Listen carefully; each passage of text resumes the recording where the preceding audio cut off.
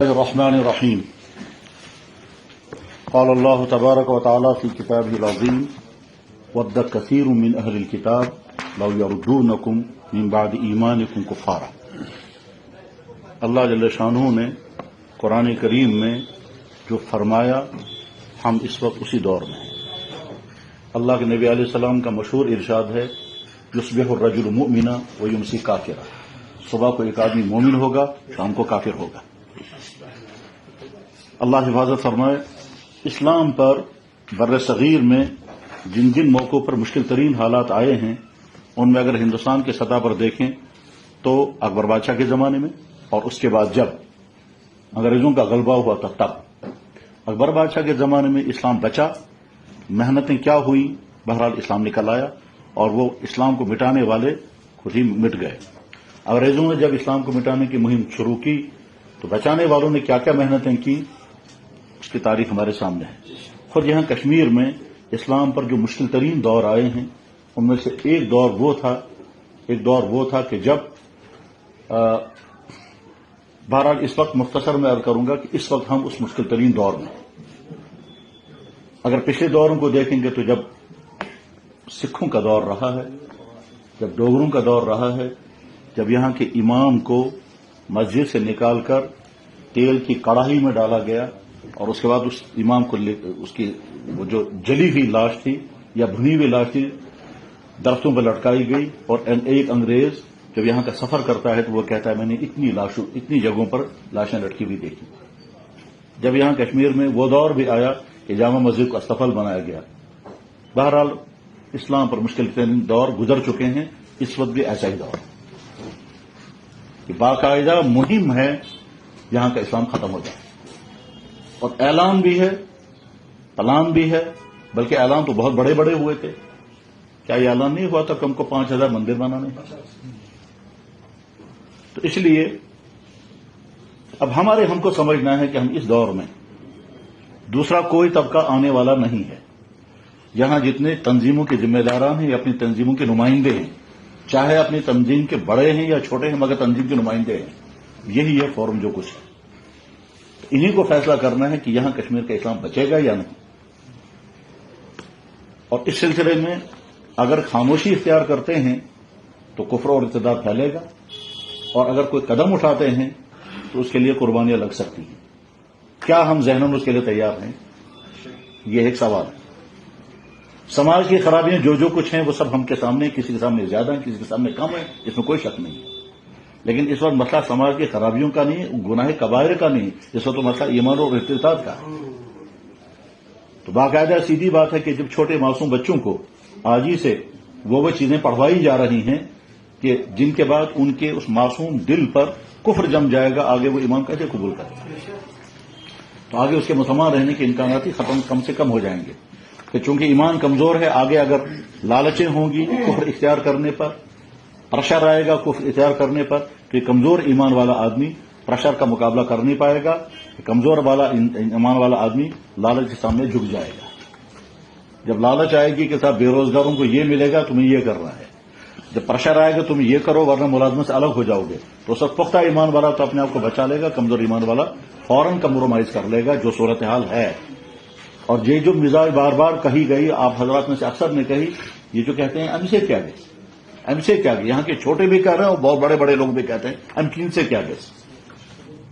یہ تو ایسا ہی ہے. مجھے یاد ہے ہمارے بزرگ، ہمارے مرشد حضرت نے فرمایا تھا کہ یہ ایسا ہی ہے، کوئی آدمی کہے گا میں نے پانی کا گلاس پیا، میں نے شربت کا گلاس پیا، میں نے زمزم کا گلاس پیا، اب میں ایک گلاس میں ایک چمچہ تیزاب کا بھی پیوں گا، ہم سے کیا گئے. یہ ایسا ہی ہم سے کیا گئے. بہرحال بہت لمبی بات نہیں کرتا. میرے ذہن میں جو تجویزیں آئی ہیں میں تجویز میں پیش کرتا ہوں، اور فورم میں جن پر اتفاق ہو جائے گا یا جو مناسب سمجھیں گے آپ اس میں شامل کر لیں. زیادہ لمبی گفتگو ہم کو عوام کو سنانی ہے، تو آپ تمام گفتگو کرنے والے ہیں، لوگوں کو سمجھانے والے ہیں، تو آپ کے سامنے کیا گفتگو کی جائے. جو تجاویز میرے ذہن میں آئی ہیں میں آپ عرض کیے دیتا ہوں. نمبر 1، تمام تنظیموں کے ذمہ دار حضرات اپنے خطبہ کو، اپنے خطیبوں کو ایمان اور ارتداد کے متعلق خطابات کرنے کی ترغیب دیں، اور آج سکولوں میں جو کچھ کروایا جا رہا ہے اس کے متعلق اسلام کا موقع واضح کرانے کا مکلف بنائیں. نمبر 2، تمام اساتذہ کرام و سکولوں کے منتظمین کو کہہ دیا جائے کہ اگر ثقافتی سرگرمیوں کے نام پر کفر کرنے اور کرانے کے آرڈر آ رہے ہیں تو اجتماعی طور پر اس کو مسترد کر دیں اور یہ کہیں کہ یہ سب خلاف قانون اور خلاف دستور ہے، جیسے کہ دستور کا حوالہ میں دیا۔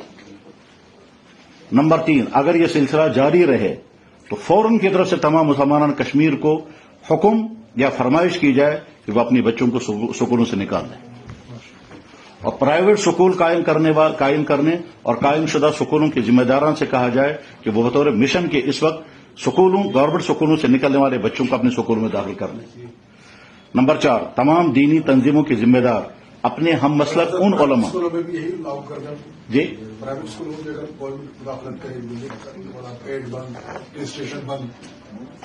ہو سکتا ہے یہ امتحان آ سکتا ہے، لیکن اس کے بعد اگلا سوال آئے گا، گورنمنٹ سکولوں سے لوگوں نے بچے نکال لیے، پرائیویٹ سکولوں والوں کے رجسٹریشن ختم کر دی، ٹھیک ہے نا، تو یہاں کا سارا نظام تعلیم درم برم ہوگا، اور اس کے نتیجے میں جو بحران اٹھے گا، اس کے میں جو تہلکہ مچے گا، ان کے لیے خود درد سر بنے گا۔